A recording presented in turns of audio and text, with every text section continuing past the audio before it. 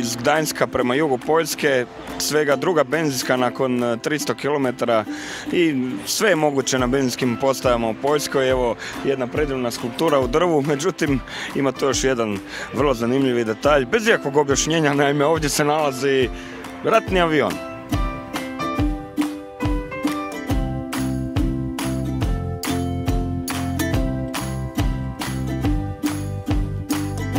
Dzień dobri, po posljednji puta nakon 12 dana napuštamo Poljsku, uživali smo, nažalost nije nas pomazio i rezultat, međutim patrola je provela odlične dane što se na kraju krajeva vidi u ovim videima.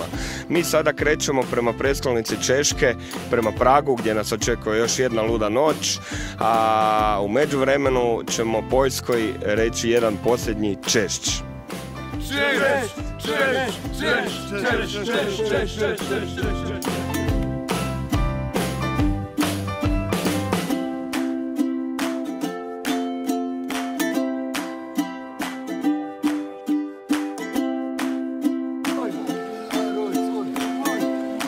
Za narod svoj!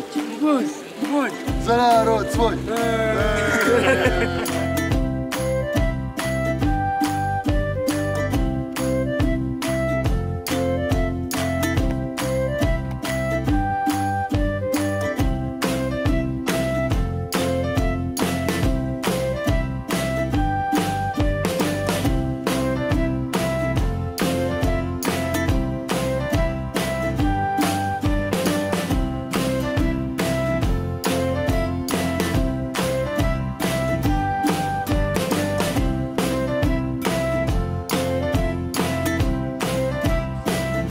Eto nas u Pragu na Karlovom mostu, završili smo razgledavanje gornjeg dijela grada i sad ćemo preko Karlovog mosta u staro mjesto, pa evo...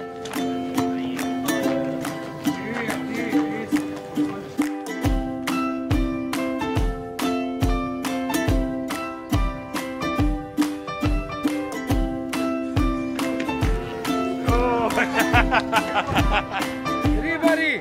Ovo! Ribari! Oj! Ovo!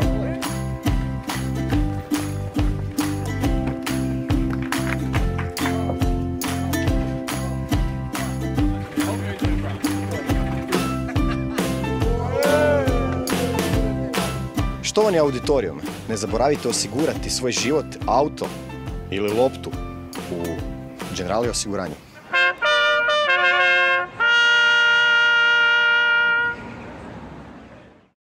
Patrola do gola, Prag, dan posljednji.